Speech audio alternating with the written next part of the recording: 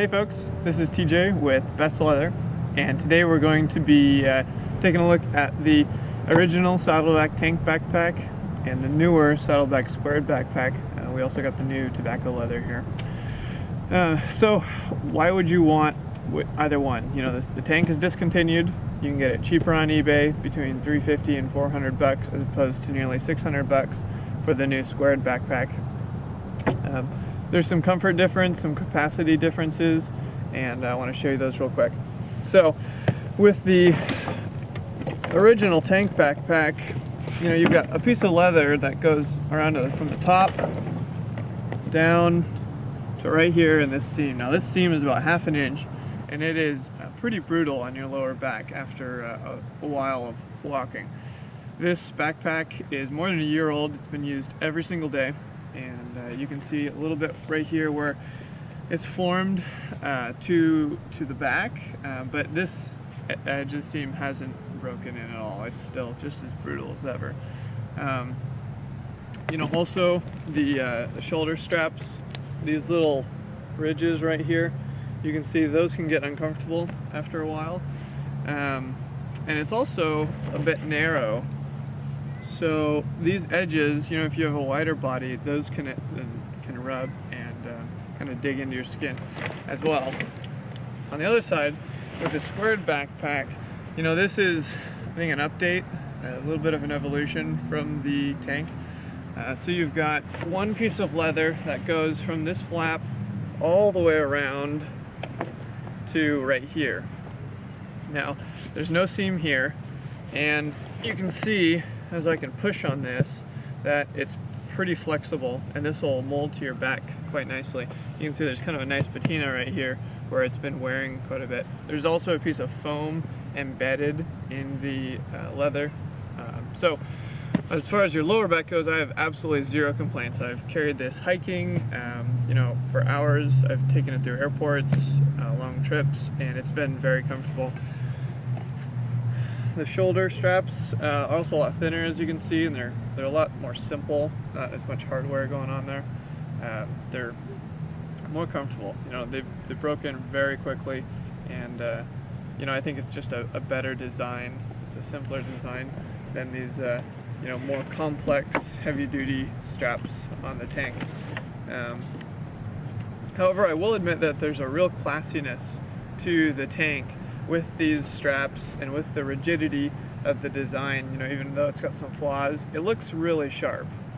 So if you're willing to put up with those things, you know, I think it's still a great backpack, and it was designed with durability in mind for sure. You can see, you know, massive seams of leather going on here. You know, the squared backpack isn't designed any less ruggedly, but there's some good things that really make it more functional. It's also just bigger. You know, it's got about 1,400 cubic inches of internal capacity, whereas the tank has about 900 cubic inches. So you've got more capacity, and the flexibility, you know, makes it a little bit easier to work with. You can see right here with this strap here, this is something that I would change if this were my design. I haven't used these straps at all since I got the backpack because I don't see a reason to. And maybe I'm wrong. You know, maybe somebody can point out in the comments what the real purpose is for and what they use it for. But it seems to me that this front flap totally encloses that main compartment. I'm not worried about water or anything getting in there, especially when you cinch it down to the lowest level. But with this flexibility here, you know, it folds a little bit. You know, you see how it's kind of crinkling right there? Well, when you put that flap down, sometimes it you know, it folds a little, or it closes a little bit crookedly, and it looks like it wasn't made correctly. So I think they should make this a little bit stiffer, but that's the only thing that I would change thus far. Pockets wise, usability, they're pretty close.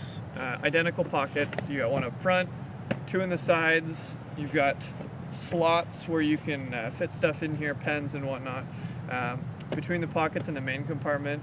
And then you have pockets inside the main compartments here and then 2 here. They're a little bit larger on the squared backpack because of the larger dimensions than on the tank. But you know, they're still very good. I think this is one of the best backpacks that you can buy on the market, if not the best.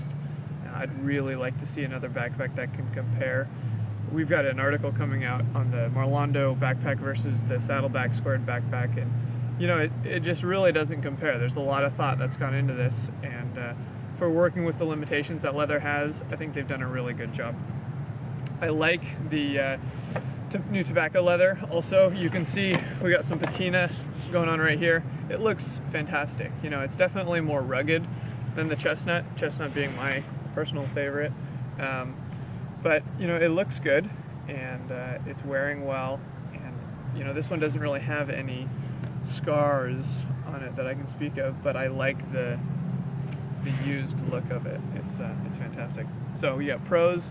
You know, it's sharp looking, it's cheaper, but it doesn't have quite as much capacity, whereas this has got more capacity. It's more expensive.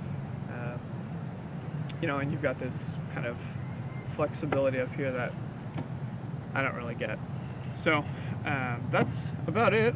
Thanks for watching, and we're going to be doing some more videos here upcoming, and hopefully some giveaways, so subscribe and stay tuned. You know, also I'd like to hear from you guys with these backpacks and what you think of them, especially people who have had the tank and have upgraded to the squared backpack, what you think about that.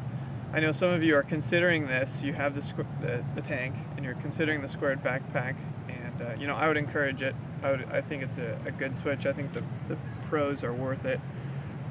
So hopefully that is helpful to you. Have a great day.